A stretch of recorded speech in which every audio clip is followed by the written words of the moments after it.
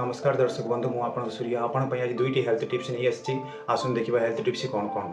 गोलमरीच खाइले आम शरीर को कौन लाभ मिलता है, कला जीरा खाइले आम शरीर को कौन लाभ भी मिलता है, ये दुईटी टिप्स आसतु आम ये टिप्स विषय में जाना कौन कौन आम शरीर को लाभ मिलता है ये जिन सेवन करने द्वारा।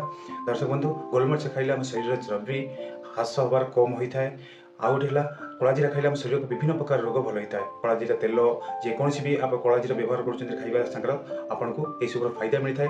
दर्शक बंधु आसते पूरा वीडियो को देखा, यदि वीडियो भल लगी था लाइक शेयर सब्सक्राइब कर नहीं जी। दर्शक बंधु वीडियो क्लिक करूँ नहीं देखु हाँ वीडियो जब भल लगे अन्य शेयर कर भी जना दो। शरीर अतिरिक्त चर्ब हासिल करे गोलमरीच दैनिक खाद्य करूँ अंतर्भुक्त। गोलमरीच केवल भारत नुहे सामग्रिक विश्व में रांधिबा व्यवहृत हुए। यह सबुठार लोकप्रिय मसला मध्य गोटे। यह केवल स्वास्थ्य बढ़ाई व्यवहृत हुए ना, किंतु यार व्यवहार स्वास्थ्य अनेक उपकार करें।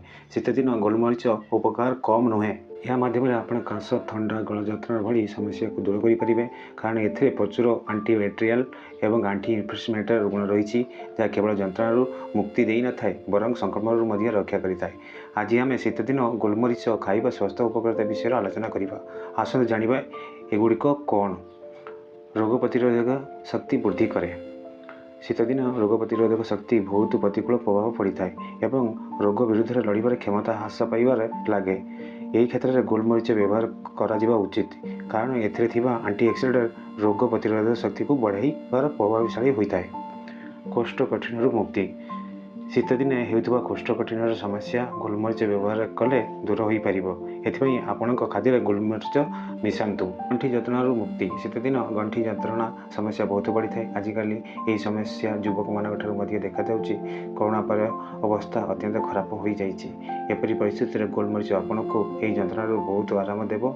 एथिरे औषधीय गुण गंठी जंत्रणा रोकबार साहाय्य होता है। यह सहित यह गंठी एवं मेरुदंड में समस्या मुक्ति देता है। ओजन ह्रास कर सहायक होता है। गोलमरीचर ओजन ह्रास कर जादू परी काम करे।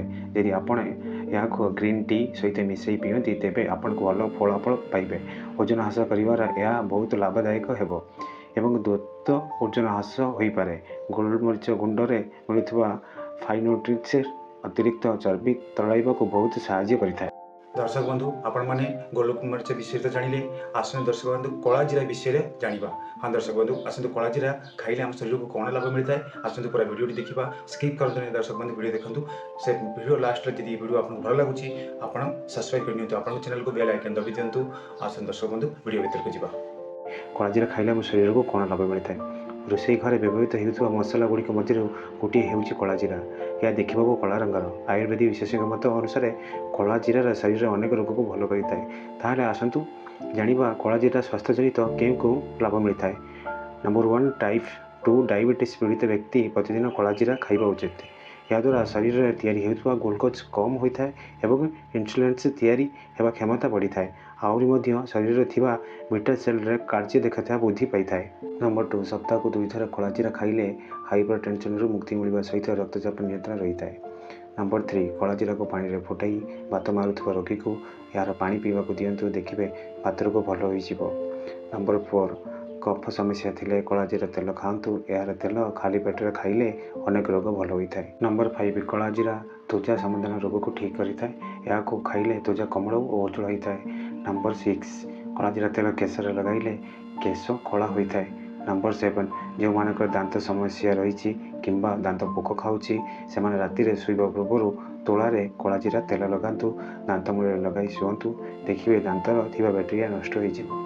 दर्शक बंधु यदि आपको ये वीडियो भल लगी लाइक शेयर सब्सक्राइब करने। दर्शक बंधु आपण सांग मान को शेयर करके जनातु।